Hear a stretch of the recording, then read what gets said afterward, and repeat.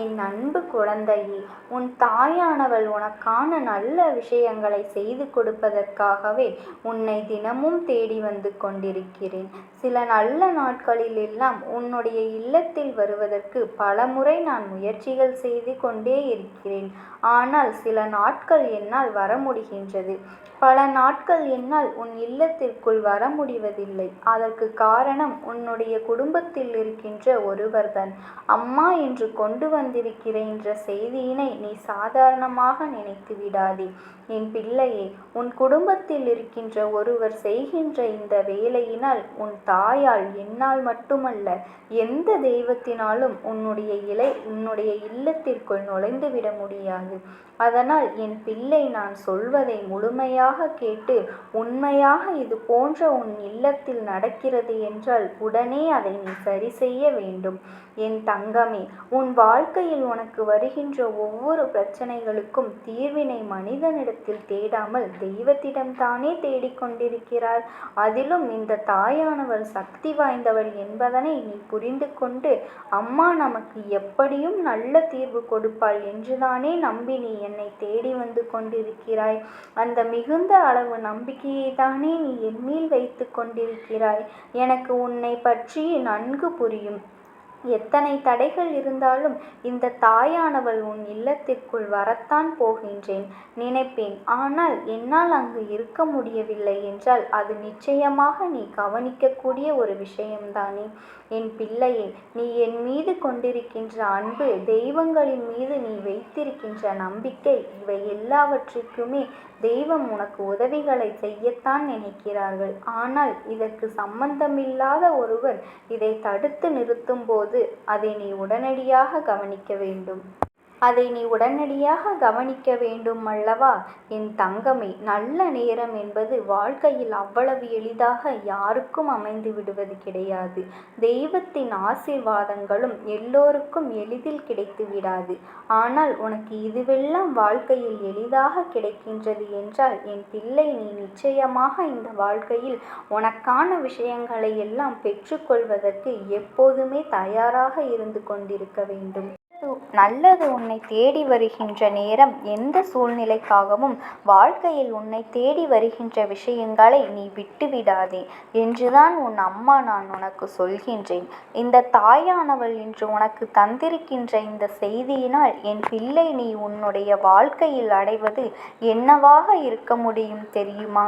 என் குழந்தை, உனக்கான நிம்மதி, என் பிள்ளையே உனக்கான சந்தோஷம், இதுவெல்லாம் உன்னை தேடி வர வேண்டிய காலகட்டம் இது. என் தங்கமே, இந்த நேரத்தில் உன் இல்லத்தில் இது போன்ற பிரச்சனைகள் நடக்கின்றது என்றால் நிச்சயமாக என் குழந்தை, நீ இதையெல்லாம் புரிந்து கொண்டும் தெரிந்து கொண்டும் உடனடியாக அதை சரி செய்து விட வேண்டும். நல்ல நேரம் என்பது வாழ்க்கையில் எப்பொழுது என்று நீ எதிர்பார்க்கின்ற சமயத்தில் உனக்கான சந்தோஷத்தை உன் அம்மா உன் கைகளில் கொடுக்கும் போதுதான். என் பிள்ளை, மிகுந்த கவனம் தேவை. இவர்கள் இப்படி செய்கிறார்கள் என்பதற்காக அம்மா எதையுமே உன்னிடத்தில் கொடுக்காமல் இருக்க மாட்டேன். உனக்கு நான் தர வேண்டியது தரத்தான் செய்வேன். ஆனால் என் குழந்தையே, உன்னுடைய குடும்பத்தில் இருக்கிறவர்களின் சந்தோஷத்திற்கும் சேர்த்தல்லவா நீ என்னிடத்தில் வேண்டுதல் வைக்கின்றாய்? அது மட்டுமா, இந்த குடும்பத்தில் உன்னோடு இருக்கின்றவர்கள் நலனுக்காகத்தானே நீ பாடுபட்டு கொண்டிருக்கிறாய். ஆனால் அது உனக்கு எந்த அளவிற்கு மிகவும் முக்கியத்துவமாக தெரிகின்றதோ அதே அளவுக்கு அவர்களுக்கு அது முக்கியத்துவமாக தெரியவில்லை. அதனால் என் குழந்தையே, நீ இந்த வாழ்க்கையில் செய்கின்ற சில விஷயங்களை சரியாக புரிந்து கொண்டு இவர்களை எந்த இடத்தில் வைக்க வேண்டும் என்பதனை தெரிந்து கொண்டு அதன்படி நீ நடக்க வேண்டும். அம்மா உன்னுடைய இல்லத்திற்குள் வர முடியாததற்கு காரணம் நீங்கும் என்றால் அவர்கள் செய்கின்ற விஷயங்களை நீ தட்டி கேட்பதில் நீ அவர்களை ஊக்குவிப்பதற்காகத்தான் நடந்து கொண்டிருக்கிறாய் என்பதில் ஒரு தவறும் இல்லை. அவர்கள் செய்வதில் உனக்கு உடன்பாடு இல்லை என்றாலும் நீ அவர்களை தட்டி கழிக்க வேண்டும். உன் அம்மா உன் வீட்டிற்குள் வர அதற்கு நீ என்ன செய்ய வேண்டுமோ அதை செய்ய வேண்டும் அல்லவா? உன்னுடைய இல்லத்தில் நீ எவ்வளவு நடந்து விட்டது அம்மா, பெரிய வார்த்தைகள் எல்லாம் சொல்லி கொண்டு இருக்கிறாயே. என் குடும்பம் உன்னைத்தானே நம்பியிருக்கிறது. அப்படி யார் என்ன தவறு செய்து விட்டார்கள்? யார் உன் மனதை நோகடித்து விட்டார்கள்? நீ ஏன் நீ இப்படி சோதிக்கிறாய் என்று நீ கேட்டுக்கொண்டிருக்கிறாய். நீ என்று எனக்கு கேட்டதை கொடுப்பாய் என்று நான் காத்து கொண்டிருக்கும் போது நீ என் இல்லத்திற்கே வர முடியாமல் நின்று கொண்டிருக்கிறாயே. நீ சொல்லிவிட்டால் நான் அதை உடனே சரி செய்து விடுவேன் என்று என் பிள்ளை நீ சொல்கின்றாய். நீ சொல்வதை நான் நன்கு உணர்ந்து கொண்டேன். அம்மா சொல்வதை நீ சரியாக புரிந்து கொள் என் தங்கமே. இந்த வாழ்க்கை என்பது நான் உனக்கு கொடுத்திருக்கின்ற உறவுகளில் எத்தனையோ நல்ல உறவுகள் இருந்தும் எந்த ஒரு உறவு மட்டும் பேசுகின்ற ஒரு வார்த்தையில் சுத்தமில்லை. என்னென்ன கெட்ட வார்த்தைகள் பேச முடியுமோ அத்தனை கெட்ட வார்த்தைகளை எல்லாம் உன் இல்லத்திற்குள் உதிர்த்து கொண்டிருக்கிறார்கள். என் தங்கமே, நான் சொல்வது உன்னுடைய இல்லத்தில் இருக்கிறவர்கள் என்று கிடையாது. உன் இல்லத்திற்கு அடிக்கடி வந்து செல்பவர்களாக கூட இருக்கலாம். அவர்களின் பேச்சுக்கள் எல்லாமே மோசமானதாக இருக்கலாம். ஆனால் அந்த பேச்சுக்கள் எல்லாம் உன் இல்லத்திற்குள் ஒளிந்து கொண்டிருக்கிறது. இது போன்று நடக்கக்கூடாது என் தங்கமே. அப்படி நாம் நடக்கும்போது உன் அம்மாவிற்கு இது மிகுந்த மனவேதனையை கொடுக்கும் அல்லவா? நான் எப்படி அங்கே தங்கியிருக்க முடியும்? இது போன்ற வார்த்தைகளை எல்லாம் நீ சகிக்காமல் தெய்வம் சகிக்குமா? நீ சகிக்கலாம், தெய்வம் சகிக்குமா?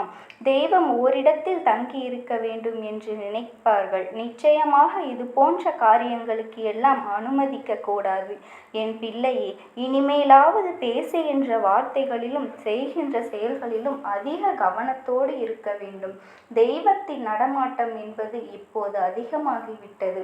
தெய்வம் இங்கே பிரச்சனைகள் அதிகமாக தலை தூக்க ஆரம்பித்ததும் எதிரான சக்திகள் அதிகமாக ஆரம்பித்ததும் தெய்வம் தன்னால் நிச்சயமாக இங்கே வந்து எல்லா விஷயங்களையும் தீர்த்து கொடுக்க வேண்டும் என்று முடிவெடுத்து விட்டுதான் வந்திருக்கிறார்கள்.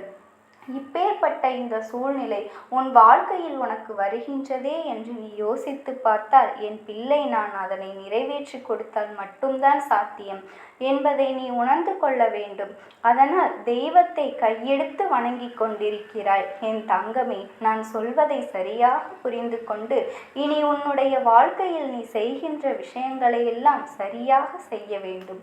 நீ எதை நினைக்கிறாயோ அதையே செய்ய தொடங்கு. உன் இல்லத்தில் இருப்பவர்களோ உன்னுடைய குடும்பத்தை சார்ந்தவர்களும் பேசுகின்ற வார்த்தைகளை எல்லாம் நீ முதலில் நிறுத்தவிடு.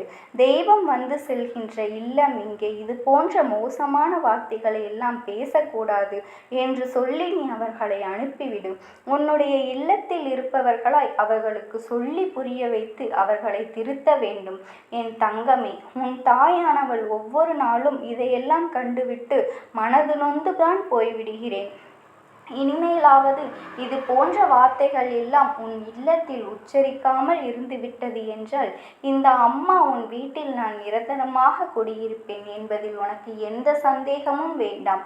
எல்லா தெய்வங்களும் உன் இல்லத்தில் ஆசிகளை வழங்குவார்கள் என்பதில் உனக்கு எந்த சந்தேகமும் தேவையில்லை. எல்லாவற்றிற்கும் மேலாக இனி என் பிள்ளையின் வாழ்க்கையில் இந்த தாயானவள் நல்ல விஷயங்களை நடத்தி கொடுக்க உன் இல்லத்தில் தங்கியிருக்க போகின்றேன். அது எவ்வாறு என்பது இவ்வளவு நேரம் நான் சொன்னதுதான் உன் கைகளில் தான் இருக்கிறது. நான் அதை செய்து முடிக்கத்தான் இத்தனை நேரமும் உன்னிடத்தில் பேசுகின்றேன். என் குழந்தை, ஒரு முறை நீ இதனை சரி செய்து விட்டால் போதும். நிச்சயமாக அதன் பிறகு எல்லா மாற்றங்களும் உனக்கு உன் வாழ்க்கையில் மிகப்பெரிய சந்தோஷத்தை கொடுக்கும். என் பிள்ளையை, இதுநாள் வரையிலும் உனக்கு கிடைத்த அனைத்து தீய சக்திகளினுடைய தொந்தரவுகளும் இனி உன்னை தீண்டாதபடி உன் தாயானவளாகிய நான் நிச்சயமாக விரட்டி அடித்து விடுவேன். என்னை கண்ட பிறகு உன் மனதிற்குள் நிம்மதி வந்து விட வேண்டும். உன் இல்லத்தில் இருப்பவர்கள் பேசுகின்ற வார்த்தைகளை எல்லாம் தடுத்து நிறுத்திவிட வேண்டும். இனி நமக்கு நல்லது நடக்கும், நம் இல்லம் தெய்வம் நடமாடும் இல்லம் என்று நீ தைரியமாக சொல்லலாம். உன் இல்லத்தில் நடக்கும் அனைத்து கெட்ட விஷயங்களையும் நீ தடுத்து நல்ல வாசனையாக உன் வீட்டில் மலர வேண்டும் என் தங்கமே. உன் தாயானவள் எப்பொழுதும் உனக்கு துணையாக இருப்பேன். உனக்கு கஷ்டம் வரும் வேளையில் என் நாமத்தை மட்டும் நீ ஒரு முறை உச்சரி. உனக்காக என் இரு கரங்களை நீட்ட உன் தாயானவள் உடனே நான் ஓடி வந்து விடுவேன். ஓம் சக்தி, ஓம் ஆதிபரா சக்தி.